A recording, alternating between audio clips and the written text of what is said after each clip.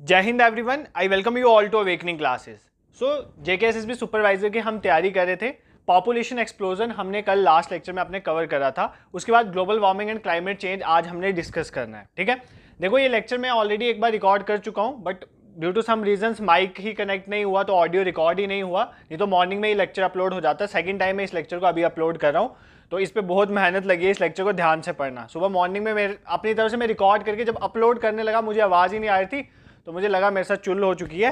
तो अब इस लेक्चर को हम करते हैं, कंप्लीट करते हैं। देखो basically global warming and climate change, इस लेक्चर को पढ़ने से पहले टेलीग्राम पे मैंने एक वीडियो आपके साथ शेयर करी थी। इंपॉर्टेंट इन्वेंशंस जो हैं, प्रोटोकॉल्स और कन्वेंशंस हैं रिलेटेड टू इन्वायरमेंट, वो मैंने शेयर करी थी। उसमें जितने भी क्लाइमेट चेंज और ग्लोबल वार्मिंग रिलेटेड कन्वेंशन है वहाँ पर करवाए गए थे, वो आपने वहाँ से प्रिपेयर कर लेना है। ठीक है, वो मैं स्पेशलाइजेशन वाली प्लेलिस्ट में भी डाल दूंगा, तो वो लेक्चर जरूर देखना। उसमें जो टॉपिक है वो मैं आज नहीं कवर करवाऊंगा, बाकी पोर्शन जो है आज हम धीरे धीरे कवर करेंगे। तो देखो सबसे पहली बात, पॉपुलेशन एक्सप्लोजन तो हो गया था। ग्लोबल वार्मिंग और क्लाइमेट चेंज क्या होता है? ठीक है, ग्लोबल वार्मिंग, ग्लोब का मतलब क्या होता है? अर्थ। ठीक है, वार्मिंग का मतलब क्या होता है? गर्म हो जाना। मतलब अर्थ का, हमारे ग्लोब का गर्म हो जाना, दैट इज नोन है ग्लोबल वार्मिंग। ठीक है, अब होता क्या बेसिकली, जो हमारी अर्थ का जो एवरेज टेम्परेचर है, अगर उसमें इंक्रीज आ जाए, अगर हमारे अर्थ का जो एवरेज टेम्परेचर है, जितना एवरेज रहता है नेचुरल फिनोमेनॉन्स की वजह से, अगर उसमें इंक्रीज आ जाए, मेनली ड्यू टू किसकी वजह से आएगा? एंथ्रोपोजेनिक फैक्टर्स की वजह से। किसकी वजह से आएगा? एंथ्रोपोजेनिक। एंथ्रोपोजेनिक का मतलब हो गया ह्यूमन की वजह से। हम जैसे फैक्ट्रीज लगा रहे हैं, इंडस्ट्रीज लगा रहे हैं, हम ग्रीन हाउस गैसेज प्रोड्यूस कर रहे हैं। क्या होती है ग्रीन हाउस गैसेज? देखेंगे इसकी वजह से क्या हो रहा है, अर्थ का टेम्परेचर बढ़ रहा है। This process is known as global warming. इस प्रोसेस को क्या बोलते हैं? Global warming. ग्लोबल वार्मिंग को समझेंगे। और क्लाइमेट चेंज, देखो क्लाइमेट में कितना चेंज आ रहा है। क्लाइमेट चेंज समझने से पहले आपको एक चीज पता होनी चाहिए ज्योग्राफी की ना, वेदर और क्लाइमेट में क्या डिफरेंस होता है। वेदर और क्लाइमेट, ये दो टर्म्स आपने सुनी होंगी ना, कभी इसका डिफरेंस सोचा? वेदर क्या होता है? हमारा day to day. For example आज क्लाउडी है तो हम बोलेंगे वेदर क्लाउडी है। फिर सनी है, मतलब जिस दिन धूप अच्छी निकलती है, तो weather day to day oriented होता है। क्लाइमेट होता है जब लंबे समय तक वेदर कंडीशन जो किसी एरिया में रहती है वो उसका क्लाइमेट बन जाता है। फॉर एग्जांपल 10 साल 20 साल तक अगर एक जैसी क्लाइमेट वेदर कंडीशन किसी जगह की रह रही है तो हम बोलेंगे वो उसका क्लाइमेट है। फॉर एग्जांपल आप बोलते हो जम्मू का जो क्लाइमेट है सब ट्रॉपिकल क्लाइमेट, तो क्लाइमेट ये चीज़ होती है। क्लाइमेट जो होता है वो इतने ईजिली चेंज नहीं होता। वेदर जो है वो डे टू डे चेंज होता रहता है, तो वेदर चेंजेबल है, और क्लाइमेट जो है वो बहुत टाइम के बाद चेंज होता है। तो बेसिकली अब हमारा क्लाइमेट चेंज हो रहा है। क्लाइमेट चेंज होने की वजह से जब जून जुलाई में बारिशें होनी होती हैं, कई बार बारिशें बहुत ज़्यादा हो जाती हैं, कई बार बहुत कम हो जाती हैं, ये भी क्लाइमेट चेंज की वजह से होता है। फ्लड्स आ रहे हैं, ड्रॉट्स आ रहे हैं, ठीक, कई जगह सूखा पड़ रहा है, कई जगह फ्लड्स आ रहे हैं, ये सारा क्लाइमेट चेंज के कॉन्सिक्वेंसेज हैं। तो अभी आज के इस लेक्चर में इन सब चीज़ों को हम डिस्कस करेंगे। ठीक है, तो स्टार्ट करते हैं। नियर अबाउट 10 क्वेश्चन तक हमने 9 क्वेश्चन तक डिस्कस कर लिया था, वो पॉपुलेशन रिलेटेड थे ना। लास्ट क्वेश्चन हमने डेमोग्राफिक ट्रांजिशन थ्योरी का कवर किया था, ये आप देख सकते हो। आज क्वेश्चन नंबर 10 से शुरुआत करेंगे।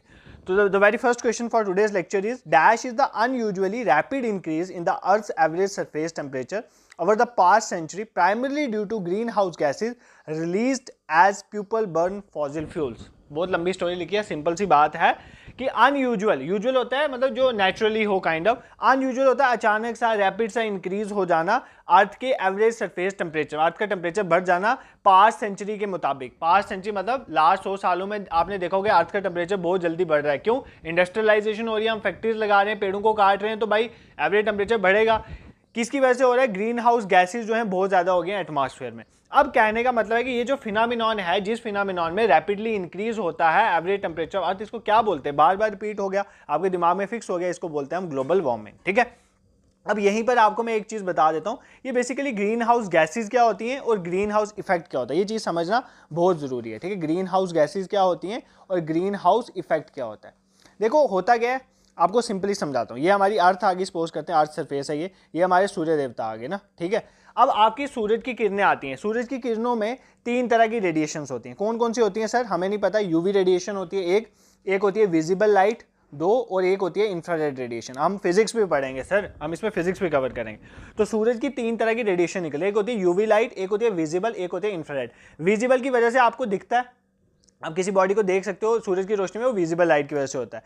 यूवी रेडिएशन हमारे लिए हार्मफुल है, तो इसको अर्थ सरफेस में आने से कौन रोकता है? ओजोन लेयर, हमारे स्ट्रेटोस्फेयर में। कहाँ पर? स्ट्रेटोस्फेयर में क्या होती है? ओजोन लेयर होती है। उसका काम होता है कि वो यूवी लाइट को रोकती है। अगर यूवी लाइट हमारी अर्थ में पहुंच जाएगी तो स्किन कैंसर और प्लांट्स लाइफ डिस्ट्रॉय हो जाएगी। तो ये यूवी रेज को रोकता है। अब तीसरी बची इंफ्रारेड रेडिएशन। इंफ्रारेड रेडिएशन होती है हीट रेडिएशन। आप धूप में बैठते हो, आपको गर्मी महसूस होती है ना, वो इंफ्रारेड रेडिएशन की वजह से होती है। ठीक है, ये आपको समझ आ गया। अब इंफ्रारेड रेडिएशन जो है अर्थ सरफेस में आती है ना जब, इनको बोलते हैं शॉर्ट वेव रेडिएशन। क्या बोलते हैं? Short wave infrared radiation. तो अच्छी बात है, ये अर्थ सरफेस पे आई। अर्थ सरफेस के बाद टकराने के बाद ये वापस जाती है कहां पर? आउटर स्पेस में। बट अगर सपोज करो जो ये वापस बाहर जाने वाली वेव है, इनको बोलते हैं, पहली बात इनको बोलते हैं लॉन्ग वेव इंफ्रारेड रेज। क्या बोलते हैं? Long wave infrared rays.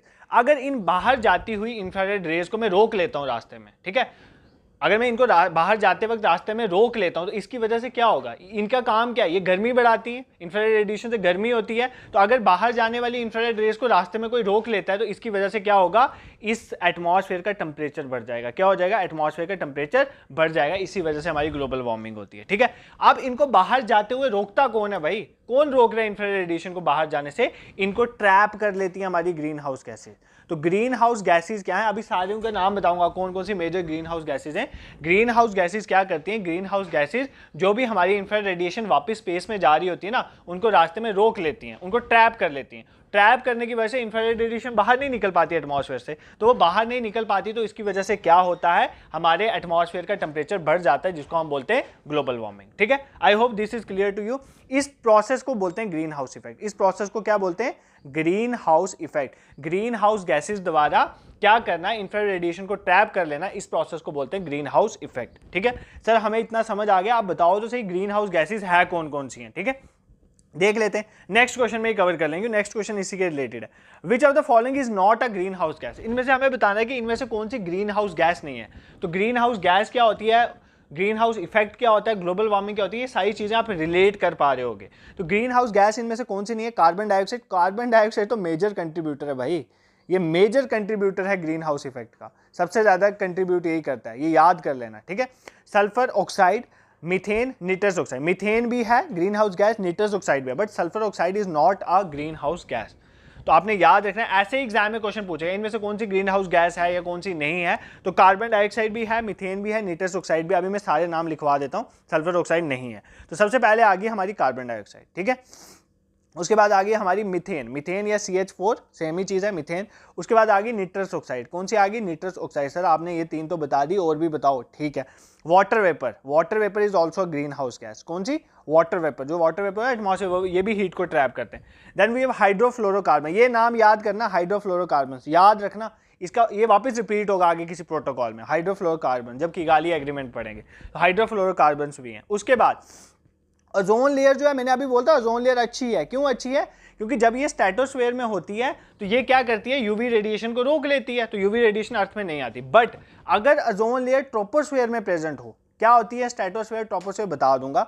अगर ओजोन, याद रखो, ओजोन अगर ट्रोपोस्फेयर में प्रेजेंट है, जिसको ट्रोपोस्फेरिक ओजोन बोलते हैं, वो भी ग्रीन हाउस गैस है, वो भी हीट रेडिएशन को ट्रैप करती है। तो याद रखना, ओजोन जो ट्रोपोस्फेयर में पाई जाती है ना अगर, तो वो क्या करती है? वो ग्रीन हाउस गैस को वो एब्जॉर्ब करती है, as a greenhouse gas काम करती है। ये पॉइंट भी आपने याद रखना है। ठीक है, तो इनमें से मैंने अभी कौन कौन से नाम बताए? कार्बन डाइऑक्साइड, मीथेन है, निट्रस ऑक्साइड, वाटर वेपर है, हाइड्रोफ्लोरोकार्बन है, ट्रोपोस्फेरिक ओजोन है, even carbon monoxide is also greenhouse gas. ये सारी ग्रीन हाउस गैस है। इनमें से सबसे वर्स्ट कौन सी है?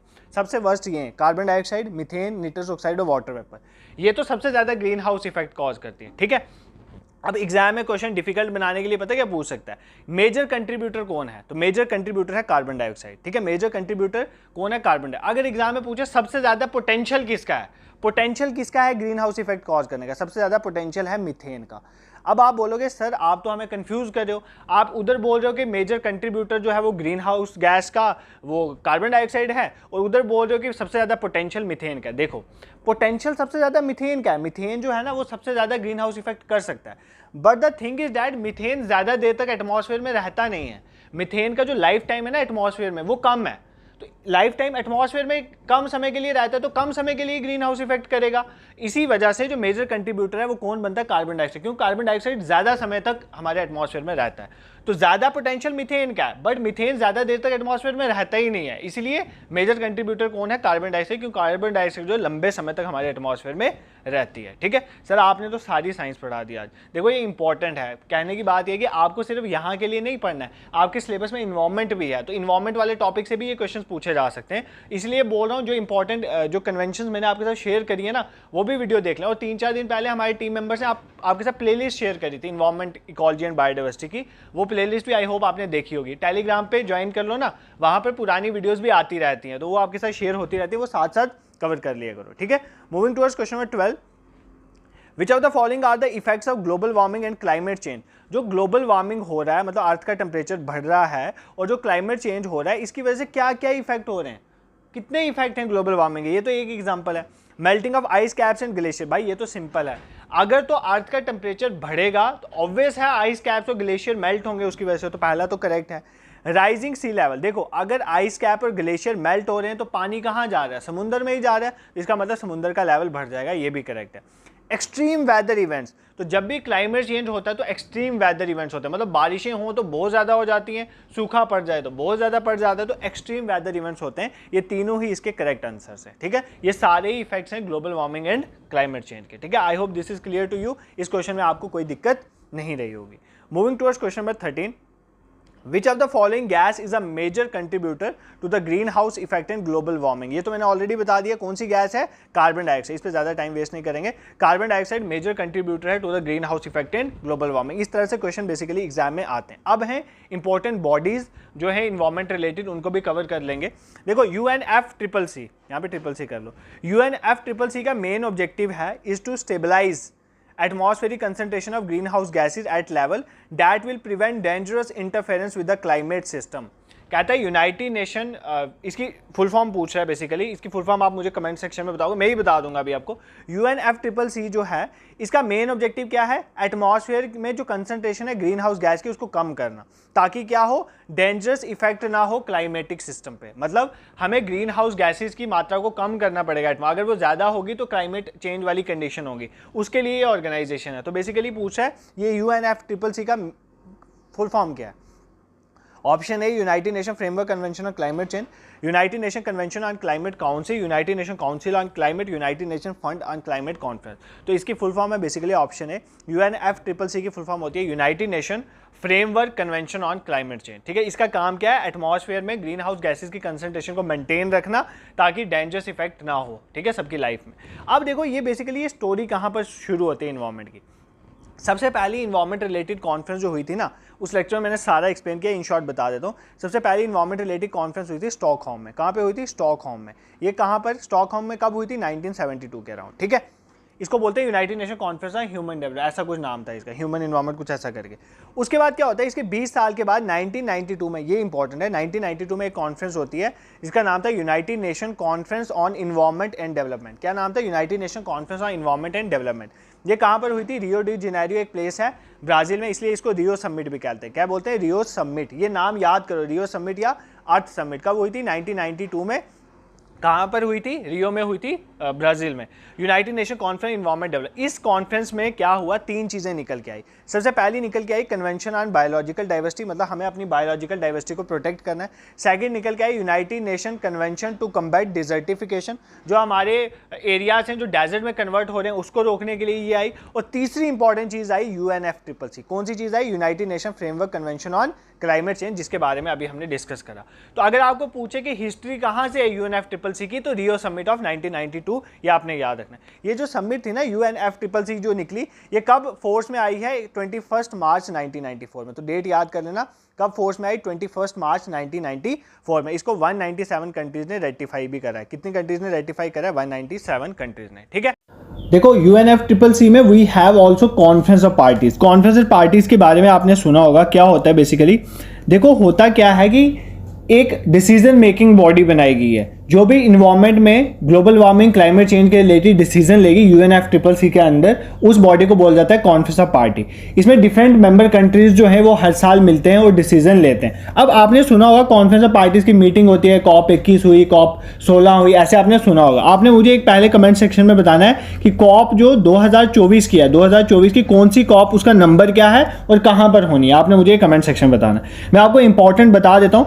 COP 3 जो है ना, आपने सुना होगा Kyoto protocol. Kyoto is a place in Japan. तो क्योटो प्रोटोकॉल जो है वो COP 3 में ये डिसीजन लिया गया था, इसको बोलते हैं क्योटो प्रोटोकॉल। इसमें बोला गया था कि हम ग्रीन हाउस गैसेज को रिड्यूस करेंगे। 1997 में आई थी ना, 1994 में बनी ये party United Nation framework convention climate change, और COP 3 कब हुई थी? 1997 में। इसमें बोला गया था हम क्या करेंगे, ग्रीन हाउस गैसेस को रिड्यूस करेंगे। तो किस में बोला गया था? Kyoto protocol. क्योटो प्रोटोकॉल किसके साथ रिलेटेड है? ग्रीन हाउस गैसेस की रिडक्शन के साथ। ये चीज़ें एग्जाम में पूछी जाती हैं। इसके साथ साथ आपने एक और पेरिस एग्रीमेंट सुना होगा। वो कौन सी COP मीटिंग में लिया गया था? COP 21 Paris agreement. पेरिस से प्लेन से फ्रांस की कैपिटल है। इसमें बोला गया था कि जो टेम्परेचर है ना, अर्थ का एवरेज टेम्परेचर, वो हम 2 डिग्री सेल्सियस तक ले जाएंगे। 2 डिग्री सेल्सियस कम कर दें। मतलब कहने का मतलब ये है, इंडस्ट्रियल लेवल से पहले जितना टेम्परेचर था ना, अब इंडस्ट्रियल लेवल के बाद आज जो टेम्परेचर है, इसके बीच में 2 डिग्री सेल्सियस से ज़्यादा फर्क नहीं आने देंगे हम। तो ये बोला गया था COP 21 की मीटिंग जो पेरिस में हुई थी।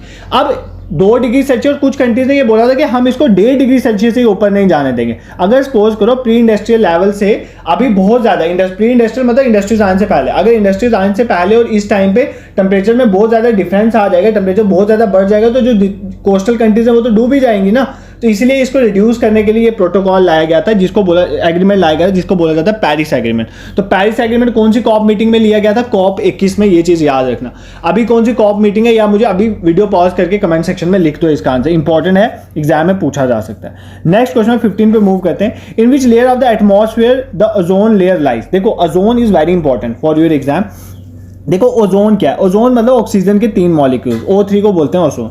अब हमारे एटमॉस्फेयर में डिफरेंट लेयर्स होते हैं। ये अगर हमारी अर्थ की सरफेस है ना, उससे ऊपर क्या आ जाता है? हमारे एटमॉस्फेयर में डिफरेंट लेयर। सबसे नीचे आ जाती है ट्रोपोस्फेयर, जहां पर हम रहते हैं। कौन सी layer? Troposphere. Then we have stratosphere, then we have mesosphere. इसी तरह थर्मो आइनो एसिड स्फीयर्स चलती हैं, ठीक है। ओजोन लेयर जो है वो कहाँ पर है? स्ट्रेटोस्फेयर में। कहाँ पर है? स्ट्रेटोस्फेयर में। इसको बोलते हैं, जो ओजोन स्ट्रेटोस्फेयर में पाई जाती है, इसको बोलते हैं गुड ओजोन। क्यों बोलते हैं गुड ओजोन सर? इसलिए बोलते हैं क्योंकि ये हमें प्रोटेक्ट करती है अल्ट्रावायलेट रेडिएशन से, ठीक है। क्योंकि अल्ट्रावायलेट रेडिएशन अगर सरफेस में आ जाएगी तो वो हार्मफुल इफेक्ट्स होते हैं। बट अगर ओजोन ट्रोपोस्फेयर में प्रेजेंट है, वो हमारे लिए हार्मफुल है।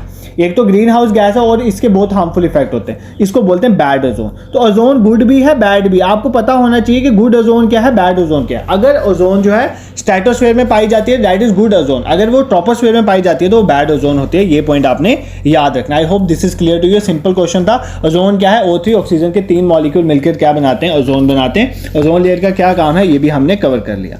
Moving towards question number 16। ये कुछ कन्वेंशन से इन्वायरमेंट रिलेटेड, इनके रिलेटेड क्वेश्चन है। पूछ क्या रहा है? विच of the following is a correct match. हमें बताना है इनमें से कौन सा करेक्ट मैच है, करेक्ट स्टेटमेंट कौन सी है। Vienna convention protecting the ozone layer. Vienna convention ozone layer की प्रोटेक्शन के लिए। Stockholm convention, convention on persistent organic pollutant. Persistent मतलब होता है लंबे समय तक, ऑर्गेनिक पॉल्यूटेंट मतलब जो लंबे समय तक पॉल्यूटेंट एटमॉस्फेयर में रहते हैं ना, उनके लिए कन्वेंशन लाई गई थी, स्टॉकहोम कन्वेंशन। ये दोनों ही स्टेटमेंट करेक्ट हैं। बेसिकली वियना कन्वेंशन जो है ओजोन लेयर के रिलेटेड है, Stockholm convention persistent organic pollutants. अब एग्जाम में क्वेश्चन पता है कैसे आता है? फॉर एग्जाम्पल आपको पूछ लेगा क्योटो प्रोटोकॉल किसके रिलेटेड है, ओजोन लेयर के रिलेटेड है, तो आपने करना है नहीं, ओजोन लेयर के रिलेटेड नहीं, वो ग्रीन हाउस गैसेस के रिडक्शन के लिए था। आपको पूछेगा मॉन्ट्रियल प्रोटोकॉल किसके लिए है, तो वो ओजोन लेयर के। तो इस तरह से आपने चीजें याद रखनी है एग्जाम में। तो मैं आपको बताता हूँ, ओजोन लेयर के लिए आपने 2 चीजें याद रखनी। ओजोन लेयर की प्रोटेक्शन में 2 चीजें, एक आई वियना कन्वेंशन, एक है वियना कन्वेंशन। ओजोन लेयर को प्रोटेक्ट करने के लिए आई थी। Vienna is a place in Austria ना, तो वियना कन्वेंशन, और दूसरा मॉन्ट्रियल प्रोटोकॉल, कनाडा में मॉन्ट्रियल प्रोटोकॉल। अब ये दोनों ही मैं आपको समझाऊंगा। देखो होता क्या है, 1985 में ओजोन होल डिस्कवर हुआ। कहाँ पर? अंटार्कटिका में। बोला गया ओजोन लेयर जो है वो डिप्लीट हो रही है। ओजोन लेयर क्यों डिप्लीट हो रही थी? क्लोरोफ्लोरोकार्बन्स की वजह से मेनली। कुछ ओजोन डिप्लीटिंग सबस्टांसेस जो ओजोन लेयर को तोड़ रहे थे। ओजोन लेयर टूटेगी तो हमारे लिए नुकसान है, स्ट्रेटोस्फीयर में ओजोन लेयर टूटेगी। तो वियना कन्वेंशन में क्या बोला गया कि हम प्रोटेक्ट करें करेंगे ओजोन लेयर को। कब अडॉप्ट हुई वियना कन्वेंशन? अडॉप्ट हुई थी 1985 में। कब अडॉप्ट हुई थी आपने याद रखना है, 1985 में। फोर्स में कब आई? 1988 में। फोर्स में कब आई? 1998 में। इंडिया कब पार्टी बना? इंडिया इसका पार्टी बना 1991 में। ये 3 डेट से याद कर लो। अडॉप्ट हुई 1985, फोर्स में आई 1988 और इंडिया का पार्टी बना 1991 में। वियना कन्वेंशन में ये बोला गया कि ओजोन को प्रोटेक्ट करना, बट लीगल कोई नहीं रखा गया, मतलब ये लीगली बाइंडिंग नहीं था कंट्रीज पे कि मतलब वो करेंगे ही करेंगे। तो वियना कन्वेंशन का इतना फायदा हमें हुआ नहीं। फिर हमने क्या किया, हमने लाया मॉन्ट्रियल प्रोटोकॉल। हमने क्या लाया? Montreal protocol. ये लीगली बाइंडिंग था। Montreal protocol is related to कि हमें क्लोरोफ्लोरोकार्बन्स की प्रोडक्शन को कम करना है। क्यों? क्योंकि क्लोरोफ्लोरोकार्बन्स की वजह से ओजोन लेयर टूट रही थी। तो ये लीगली बाइंडिंग था कंट्रीज के लिए। तो मॉन्ट्रियल प्रोटोकॉल हमने लाया, तो ये आपने याद रखें, ठीक है। मॉन्ट्रियल प्रोटोकॉल की बात करें, मॉन्ट्रियल प्रोटोकॉल कब साइन हुआ? डेट पूछा जाता है 16 सितंबर 1987 में, ठीक है। कब साइन हुआ? 16 सितंबर 1987। इंडिया ने भी साइन करा। 16 सितंबर को क्या बोला जाता है? Ozone day. आप ओजोन डे बनाते हो ना 16 सितंबर को, किस लिए बनाते हो? क्योंकि 16 सितंबर 1987 को मॉन्ट्रियल प्रोटोकॉल साइन हुआ था, जिसमें ये बोला गया था जो ओजोन डिप्लीटिंग सब्सटेंसेज हैं, ओडीज, ओजोन डिप्लीटिंग सब्सटेंस, जो ओजोन लेयर को तोड़ रहे हैं, हम उसको रिड्यूस करेंगे, जैसे क्लोरोफ्लोरोकार्बन्स, ठीक है। तो बेसिकली ये लीगली बाइंडिंग था। अब क्वेश्चन अराइज होता है, ये तो आपको समझ आ गया वियना कन्वेंशन, मॉन्ट्रियल प्रोटोकॉल कब आया, स्टॉकहोम कन्वेंशन किसके लिए? पर्सिस्टेंट ऑर्गेनिक पॉल्यूटेंट्स के लिए। अब क्वेश्चन ये अराइज होता है कि ये जो क्लोरोफ्लोरोकार्बन्स हैं, ये ओजोन लेयर को तोड़ते कैसे? देखो, ओजोन एक लेयर है, O3 की एक लेयर बनी हुई है स्ट्रेटोस्फीयर को, इसको बोलते हैं ओजोन लेयर। अब ये यहाँ पर बनी हुई है। अब क्या होता है कि ये जो क्लोरोफ्लोरोकार्बन्स है ना, ये पता है क्या प्रोड्यूस करते हैं? ये क्लोरीन प्रोड्यूस कर देते हैं, या फ्लोरीन या ब्रोमीन, कुछ ऐसा प्रोड्यूस कर देते हैं। जब ये क्लोरीन O3 के पास जाती है ना एटमॉस्फेयर में, तो ये क्या करेगी? O3 के साथ रिएक्ट करेगी। O3 के साथ रिएक्ट करने के बाद एक बन जाता है ClO और दूसरा O2 रह जाता है। मतलब ओजोन जो है वो किस में कन्वर्ट हो जाती है? ऑक्सीजन में। ओजोन ऑक्सीजन में कन्वर्ट हो रही है, इसका मतलब ओजोन लेयर टूट रही है। इस वजह से हमें बोला गया है, हमने बोला कि हम क्लोरोफ्लोरोकार्बन्स को रिप्लेस कर देंगे। इसकी जगह क्या यूज़ करेंगे? हाइड्रोफ्लोरोकार्बन्स। क्या यूज़ करेंगे? हाइड्रोफ्लोरोकार्बन्स, क्योंकि इसकी वजह से ओजोन लेयर नहीं टूटती थी, ठीक है। तो क्लोरोफ्लोरोकार्बन समझ आ गया, मॉन्ट्रियल प्रोटोकॉल समझ आ गया, किस तरह से ओजोन लेयर टूटती है, ये चीज़ भी आपको समझ आ गई, ठीक है। I hope this is clear to you. अब एक और इंपॉर्टेंट चीज़ आपको एग्जाम में पूछी जाती है, आपको ये पूछा जा सकता है कि कौन कौन से ओजोन डिप्लीटिंग सब्सटेंसेस है ना, ओजोन को कौन कौन तोड़ता है, वो मैं आने वाले क्वेश्चन में आपको ये बता दूंगा। आई होप यहाँ तक आपको क्लियर है। इसी तरह का प्रोटोकॉल रिलेटेड एक और क्वेश्चन देख लेते हैं। इसमें भी क्या बताना है? विच of the following is the correct match. इसमें कौन सा करेक्ट मैच है, हमें सेम चीज बतानी है। Montreal protocol, it is an international protocol to reduce greenhouse gases. भाई ये तो गलत है, ग्रीन हाउस गैसेज के लिए तो ये है नहीं, हमने देखा ओजोन लेयर के लिए है। Kyoto protocol, international environment protocol on substances that deplete the ozone layer, ये भी गलत है। क्योटो प्रोटोकॉल तो ग्रीन हाउस गैसेज के लिए था, मॉन्ट्रियल था ओजोन लेयर के, ये उल्टा लिख दिया है, ये दोनों ही गलत है। कैटागोना प्रोटोकॉल, कैटागोना प्रोटोकॉल किसके लिए था? International environment protocol on biosafety to the convention on biological diversity. देखो हमने पढ़ा ना, कन्वेंशन ऑन बायोलॉजिकल डाइवर्सिटी निकला था 1992, उसके तहत एक कैटागोना प्रोटोकॉल लाया गया। ये किसके लिए था? बायोसेफ्टी के लिए। देखो फॉर एग्जांपल क्या होता है, डिफरेंट कंट्रीज में वायरसेस की स्टडी की जाती है, माइक्रो ऑर्गेनिज्म की स्टडी की जाती है, जिसको बोलते हैं लिविंग मॉडिफाइड ऑर्गेनिज्म। अब इन लिविंग मॉडिफाइड ऑर्गेनिज्म का अच्छा यूज भी किया जाता है जैसे वैक्सीन में, और हार्मफुल यूज भी किया जाता है। फॉर जब बोला गया था ना कोरोना जो है वो चाइना में बनाया गया, चाइना की लैब्स में बना ताकि डिफरेंट कंट्रीज की इकोनॉमी डिस्ट्रॉय, ये बातें आ रही थी। इसका मतलब आप जो माइक्रो ऑर्गेनिज्म को मॉडिफाई किया जाता है, इससे नुकसान भी हो सकता है। इसको रोकने के लिए कौन सा प्रोटोकॉल आया था? कैटागोना प्रोटोकॉल। तो ये किसके रिलेटेड है? बायोसेफ्टी के रिलेटेड, और ये कन्वेंशन ऑन बायोलॉजिकल डाइवर्सिटी के अकॉर्डिंग है। ये चीज आपने याद रखनी। क्योटो, मॉन्ट्रियल प्रोटोकॉल, ये तो मैंने ऑलरेडी बता दिया, इसमें आपको कोई भी दिक्कत नहीं होनी चाहिए, ठीक है। I hope this is clear to you, यहां पर आपको कोई भी डाउट नहीं होना चाहिए, ठीक है। नेक्स्ट क्वेश्चन पे मूव करते हैं। Which of the following is a major contributor, इनमें से कौन सा मेजर कंट्रीब्यूटर है for the depletion of ozone layer? तो ओजोन लेयर की डिप्लीशन में, ओजोन लेयर को डिप्लीट करने में सबसे मेजर जो है कंट्रीब्यूटर वो कौन सा है? क्लोरोफ्लोरोकार्बन्स, मीथेन, कार्बन डाइऑक्साइड या नन ऑफ द अबव। तो ओजोन लेयर की बात हो रही है ना, तो ओजोन लेयर का मेजर कंट्रीब्यूटर पूछा जा रहा है डिप्लीशन। ग्रीन हाउस गैस नहीं पूछी जा रही है मेजर कौन सी कंट्रीब्यूटर, ओजोन लेयर की डिप्लीशन में मेजर कंट्रीब्यूटर है क्लोरोफ्लोरोकार्बन्स, ठीक है। तो कौन कौन से सब्सटेंसेस जो ओजोन लेयर को डिप्लीट करते हैं मैं आपको बता देता हूं। एक तो आ गया क्लोरोफ्लोरोकार्बन्स, उसको छोड़ के हेलोन्स, ये भी करते हैं। एक होता है हाइड्रो क्लोरोफ्लोरोकार्बन्स, हाइड्रोफ्लोरोकार्बन्स नहीं, हाइड्रोक्लोरोफ्लोरोकार्बन्स, ये भी जो है क्या करते हैं? ओजोन लेयर को डिप्लीट करते हैं, याद कर। एक होता है हाइड्रो ब्रोमोफ्लोरोकार्बन्स, ये भी करते हैं। एक होता है मिथाइल क्लोरोफॉर्म, क्या? मिथाइल क्लोरोफॉर्म, ये भी करता है। मिथाइल क्लोरोफॉर्म ये भी करता है, ये भी याद रखना। एक है कार्बन टेट्राक्लोराइड, कार्बन टेट्राक्लोराइड ये भी करता है, ठीक है। एक मिथाइल क्लोरोफॉर्म, ये मैंने आपको बता दिया। ये सारे ही क्या करते हैं? ओजोन लेयर को डिप्लीट करते हैं। क्लोरोफ्लोरोकार्बन्स हो गया, हेलोन्स हो गया, हाइड्रोक्लोरोफ्लोरोकार्बन्स हो गया, हाइड्रोब्रोमोफ्लोरोकार्बन्स हो गया, मिथाइल क्लोरोफॉर्म हो गया, कार्बन टेट्राक्लोराइड हो गया, मिथाइल ब्रोमाइड हो गया, वो भी तोड़ता है, मिथाइल ब्रोमाइड हो गया। ये सारे नेम आपने याद है, एग्जाम में कोई भी इनमें से दे देगा और पूछेगा क्या ये ओजोन डिप्लीटिंग सब्सटेंस है, तो बिल्कुल है। ठीक है, देखो मेनली मॉन्ट्रियल प्रोटोकॉल में हमने क्लोरोफ्लोरोकार्बन्स की बात करी थी क्योंकि वो मेजर कंट्रीब्यूटर थे, उनको रिड्यूस करने के लिए हमने हाइड्रोफ्लोरोकार्बन्स का यूज करना स्टार्ट किया था। ठीक है, I hope this is clear to you. यहां तक आपको कोई भी प्रॉब्लम नहीं है, 18 क्वेश्चन तक हमने कवर कर लिया, ये सारे ही क्वेश्चन हो गए। इसके साथ साथ मुझे कुछ इंपॉर्टेंट चीज़ें आपको बतानी है, वो भी अभी यहीं पर मैं आपको बता दें, जो कि एग्जाम में पूछे जाने की प्रोबेबिलिटी। एक सबसे पहली बात, जो हमने क्योटो प्रोटोकॉल पढ़ा, क्योटो प्रोटोकॉल में हमने देखा कि हमने क्या करना है, ग्रीन हाउस गैसेज को रिड्यूस करना है ना, ग्रीन हाउस गैसेज की प्रोडक्शन को रिड्यूस करने के लिए क्योटो प्रोटोकॉल। कौन कौन सी ग्रीन हाउस गैसेज की बात हुई थी यहाँ पर? 6 ग्रीन हाउस गैसेज यहाँ पर कवर हुई थी क्योटो प्रोटोकॉल में। एक तो कार्बन डाइऑक्साइड, एक मीथेन, ठीक है, एक निट्रस ऑक्साइड, ये तीनों तो आपने अभी पढ़ी भी है ना, एक निट्रस ऑक्साइड कवर हुआ था, एक हाइड्रोफ्लोरोकार्बन्स। कौन? हाइड्रोफ्लोरोकार्बन्स। हाइड्रोफ्लोरोकार्बन्स मॉन्ट्रियल प्रोटोकॉल में क्लोरोफ्लोरोकार्बन को किससे रिप्लेस करा था? हाइड्रोफ्लोरोकार्बन्स के साथ, क्योंकि क्लोरोफ्लोरोकार्बन से ओजोन लेयर डिप्लीट हो रही थी, बट हाइड्रोफ्लोरोकार्बन से ओजोन लेयर डिप्लीट नहीं होती। बट हाइड्रोफ्लोरोकार्बन एक ग्रीन हाउस गैस है, इसलिए क्योटो प्रोटोकॉल में इसको भी ग्रीन हाउस गैस कंसीडर किया गया था।